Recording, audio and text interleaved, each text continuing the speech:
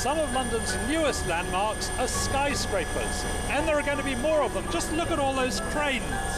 More and more office buildings reaching up into the sky. It must have been very different 100 years ago. Then the city was dominated by buildings of state and churches. It was a city of spires.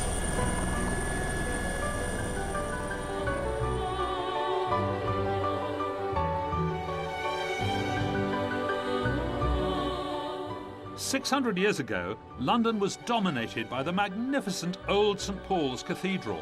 Its 425-foot spire was the tallest ever built. But disaster struck with the Great Fire of 1666. The blaze raged for 4 days and nights and destroyed old St Paul's. And what arose from the ashes was this, the wonderful new St Paul's, an iconic building known all over the world. And at 365 feet high, it was until the 1950s the tallest building in London. It's 510 feet long, 280 feet wide, and the architect was Sir Christopher Wren. London has often been described as Wren's city, and a total of 51 churches were built by him, but his greatest feat is St Paul's. What must it have been like as a building site? A massive activity, because they were knocking down the old building while they were building the new one. In fact, it took 20 years to demolish old St Paul's. The stone they got from that building, they used for the construction. So you mean there were chaps with pickaxes there, yes, putting the stone in barrows, rushing it up, and masons there? That's right, using it for the basic wall structure of the crypt. So an army of people, an absolute anthill. Yes. Who actually oversaw it, ran it on site? Over all these people, Wren himself, who Right. came to the site every Saturday and was said to have been carried up in a basket to look at the work as it was going on. Oh, now all of this end is nice and sort of bright and clean the stone, but all of that end is black dark. Why is that? Well, it looks dark from here. It's mosaic work put in the late 19th, early 20th century. The Victorians were very unhappy about the internal decoration of St Paul's. They Right. felt the building had never been properly finished. Wren had wanted it white. In fact, all these walls were originally painted white. Right. But the Victorians felt that the choir in particular should be more colourful. The inside of St Paul's is truly spectacular, but it's what lies behind the scenes that's even more impressive. Now, Gordon, I don't understand where we are. We've come up hundreds of steps, spiral staircases. Out there is obviously a dome. Yes. But in here, there's a great lot of brickwork. And not only is it brick, which we don't see from inside, but it goes straight up. It's not curved.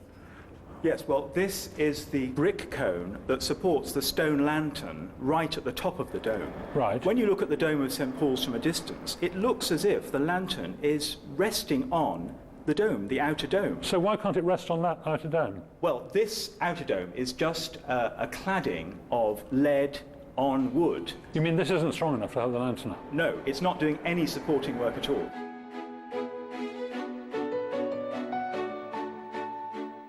I'm now right at the top of St Paul's, and I don't believe that in this programme there'll be a grander building than this. I'm standing exactly on that brick cone. This is called the Golden Gallery, and there is the great heavy stone lantern. And a rather curious feature of the lantern is that in one of Wren's early designs, it looked very much like the gherkin there. He was 300 years ahead of his time. It took 36 years to complete this building, and it was the first English cathedral that was completed within the life of the architect. And when he finally died, they put an inscription in the crypt that says, "Si monumentum requiris circumspici." If you're looking for my memorial, look around you.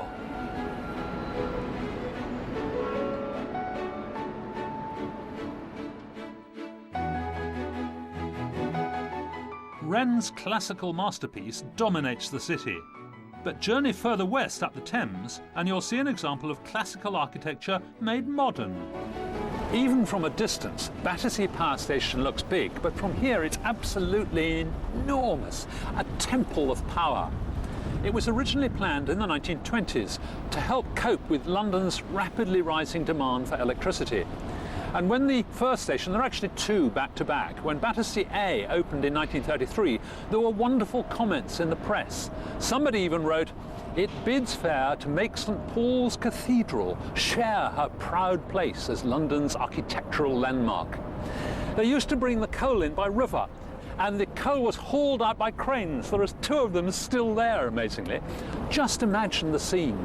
The barges jostling for position, the cranes heaving the coal onto the side, the enormous noise. It must have been quite a sight for sore eyes. This is Turbine Hall A, the original one built about 1930, and it's absolutely massive. What's more, it's beautiful. Just look up there, do you see these columns, fluted columns going all the way up, and yet a huge, great industrial crane across the top. It's halfway between sort of Art Deco museum and industrial building site. And the size is truly extraordinary. If you take the whole building, the footprint is the same size as Trafalgar Square. And they tell me you could fit St Paul's Cathedral inside without touching the walls. Now, I reckon that Ealing Feeder 3 needs a bit more power, so we'll just turn it up a bit here.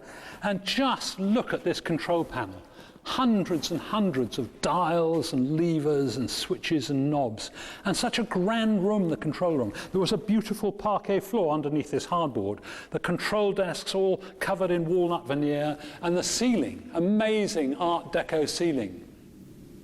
Now, I reckon that's quite enough of that. Whoops.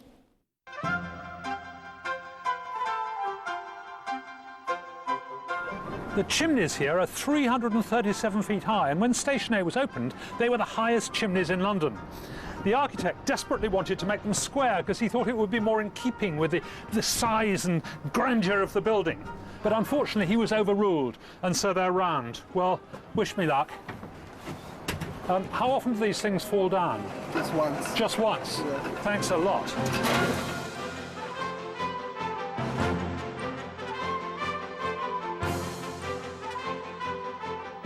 Oh, I have to say, I hate heights, and I'm very glad that we're only 250 feet up and not right at the top of those chimneys.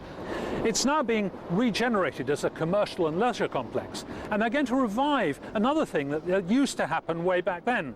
They used to take water from the river, warm it up, and then pump the warm water to that huge biscuit-coloured complex of flats over there. That's Churchill Gardens, which was part of a massive post-war rebuilding programme that went on all over London. German bombing in World War II had destroyed almost 500,000 homes, so rebuilding was an absolute necessity. But it was also an opportunity to move families out of slums and into new, modern housing. Jerry, you know all about this sort of thing. I guess the houses they built after the war were a huge improvement for working class people. Yes, it's difficult to exaggerate the scale of the housing problem in London in the 1940s. Something like 60% of all Londoners lacked access to a bath, even a shared one. Many working class families lacked hot water. Now, this had to be dealt with immediately after the war had finished. But London couldn't expand outwards because it was locked into the green belt and kept in place by planning policies. Central London land values were very high, and so the only solution was to build upwards.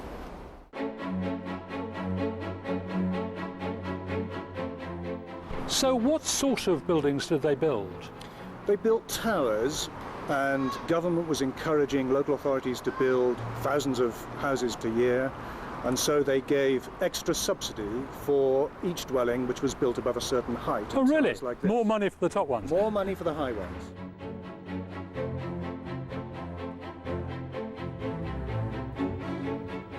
This is one of the most famous tower blocks in London. It's Trellick Tower by Erno Goldfinger. Ian Fleming famously pinched his name. Oh, really? For a James Bond novel.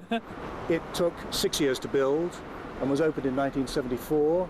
It's 31 stories high, 328 feet, I think. Right. So what's the separate bit up the side? Is that the lift shaft? It is a lift shaft with walkways onto the main block. At the very top is a fantastic viewing tower for the residents who look all over West London. They must be able to see for miles. Right across London itself and out to the other side. Terrific. In its early years, it worked very well. It was very popular among its tenants. When people objected about tower blocks to the newspapers, people from Trellick Tower wrote and said, come and see us, we're very happy. But it went down, as so many of these things did in the 1980s. But in the 90s, it's really picked up. I understand that a few of the flats have been sold off.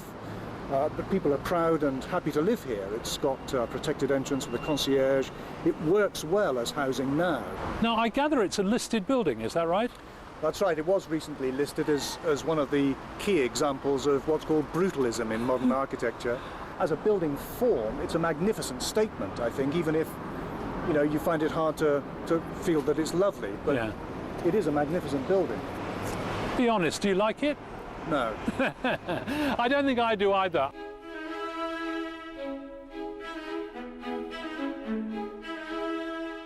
But it wasn't just for housing that they started building tower blocks. Once they started doing it for offices, the London skyline was changed forever. Just after the Second World War, there was a limit to how high anyone could build in central London. It seems amazing now, but no one was allowed to go above 100 feet.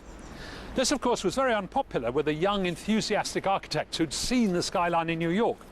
So when they relaxed the restriction in 1954, there was an absolute explosion of tall buildings, mostly office blocks. Within 15 years, there were 100 buildings more than 100 feet high and 16 more than 300 feet, including this one, Centre Point.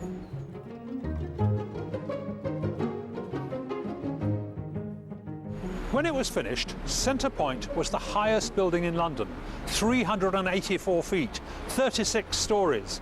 It's a very ingenious building because it's built out of precast concrete slabs. They're H-shaped. And if you look at the windows, you'll see that up the middle, the vertical bits, are the cross pieces of the H's, and all the H's are stacked on top of one another. It's very high. It absolutely dominates the streets around here, and it makes it very windy down at ground level. And for those reasons, some people absolutely hated it. But it's now Grade 2 listed. I have to say, I still don't like it very much.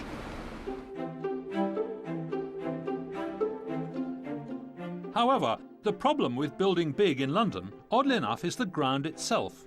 Unlike the rock of New York, London is actually floating on a bed of soft clay. So engineers had to come up with ingenious ways to stop tall buildings literally sinking into the ground. And here I am in the basement of the BT Tower.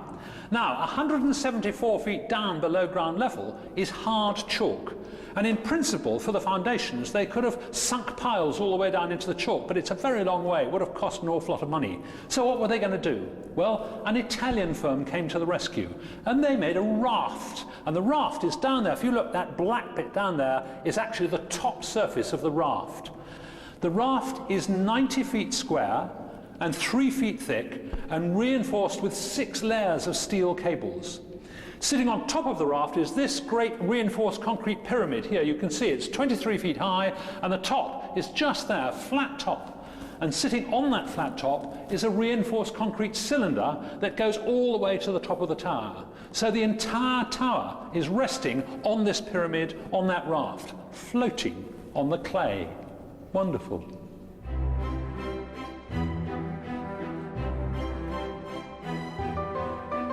Doors closing. I'm now on my way up to the 34th floor. This is one of the fastest lifts in Europe. It does an extraordinary 25 feet a second, and it should take us only about 20 seconds to get up to the top. There we are, 34.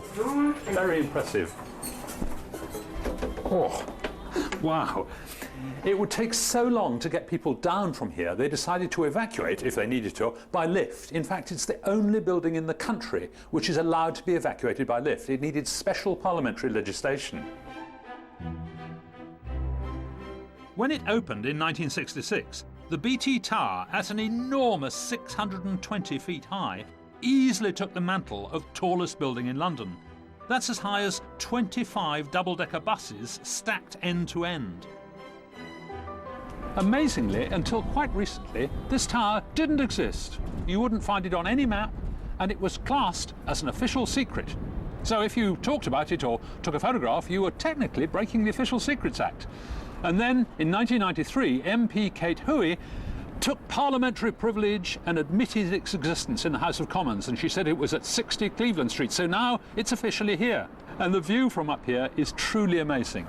just, look, the whole of London spread out.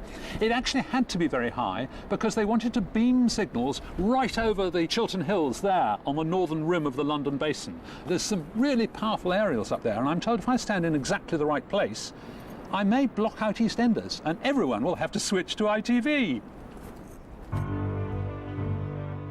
An intriguing thing about tall buildings is the effect a bit of wind has on them. They actually start to wobble about. I went to meet Professor Chris Wise to find out how engineers deal with this problem. Now, Chris, they tell me that the BT tower sways 20 centimetres in the wind. How does that happen? Well, you'd expect it to move a bit. It's a bit like a gigantic tree. And you see when the wind blows on a tree, it sways around. Everything has a sort of natural oscillation. So if I push sideways as if I'm the wind, I can just push it over. Right. And the more whippy this thing is, the further it goes and the more uncomfortable you feel when you're at the top. So what we tend to do is join those together. Right. So this is more conventional tall building structure, a bit like a ladder. And you can see if I try and push this sideways, it still moves around, but it's much more stable. Rigid, yes. Of course, if you then start putting people in, as soon as you push it sideways when the wind blows, the weight then adds to the tendency of the building to try and fall over. Right. When you get to 50 stories and above, you have to be a bit cleverer. And so something like the gherkin, you can see it's got these diagonal lines now going through it. If I push that sideways, each of those squares is turning itself into a diamond. Yes. If I try and push triangles sideways, they stay Right. as triangles. So Right. it's a much stronger structure. So if I push that around, you can see it's very, very rigid. Oh, yes. See that? You can see it has got a natural frequency, but Very it's fast. a very high frequency, And it isn't doesn't move, when I push it, it doesn't move anything like as far now. No. Playing with wire is all good fun, but what about the real thing? The gherkin arrived on the London skyline in 2004. I arranged to meet Chris the following day to go and have a look. So, Chris, these great chunks here, does this correspond to that crisscross structure? Yeah, this is inside here. It sounds hollow, but inside there are the huge bits of structural steelwork, and they form a big skeleton made of these diagonals and these black horizontals here. Right. And the whole thing carries the weight of the building, and at the same time acts as a big rigid frame which stops the thing blowing over when the wind blows. OK. They seem to have missed out a bit of floor here. Is that just a mistake?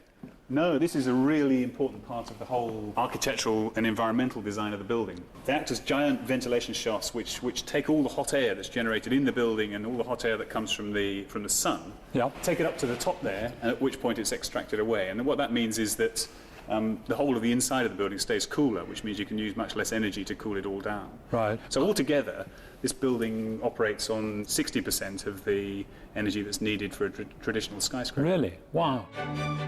The gherkin is an extraordinary building, both structurally and visually. But at less than 600 feet high, it's not the tallest building in London. To see that, I need to take a trip on a boat. Of the 10 highest buildings in London, no fewer than 7 are on Canary Wharf, there. And the highest one of all is the one with the pyramid on top. Number 1 Canada Square. It's not just the highest in London, it's the highest in the whole of Britain. 1 Canada Square stands at 800 feet and was completed in 1991. And who better to tell us about this towering structure than John Pagano, who is in charge of construction. John, why doesn't this building sink into the ground? Well, we've got very strong foundations. There are 222 1.5 meter diameter piles that are driven into the ground, almost 18 meters below the surface of the ground level. And on top of that, we installed a 3 meter thick concrete raft over the whole area of the building, and on that we stand the steel structure that supports the building. I mean, we built this building in 3 years, which is... In 3 years? In 3 years. That lot? That lot. And literally, what ended up happening is the trades chased each other up the building. So the steel structure was racing up ahead at 3 floors every 2 weeks. And right behind it, the concrete contractor, the cladding, the stainless steel panels that you see were only a couple of floors behind, and they literally chased each other up the building. Fantastic.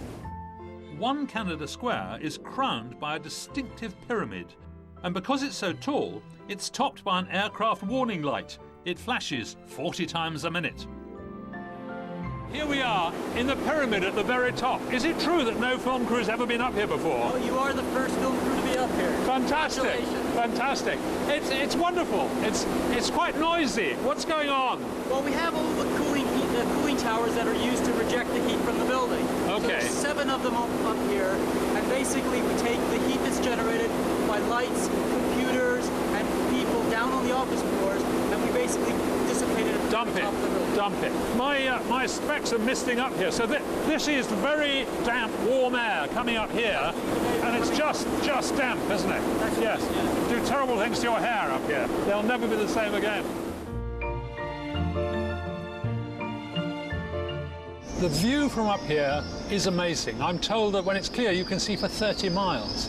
But one of the things that really appeals to me about this place is that there are birds. Listen, listen, just under here. Come and have a look at this. These boxes here are for swifts, although there aren't real ones in here yet. They're trying to attract them in. You see there's a CD player playing swift squeakings all the time, trying to bring the swifts in, which just shows that although we've learnt to build up into the sky, we know who the sky really belongs to.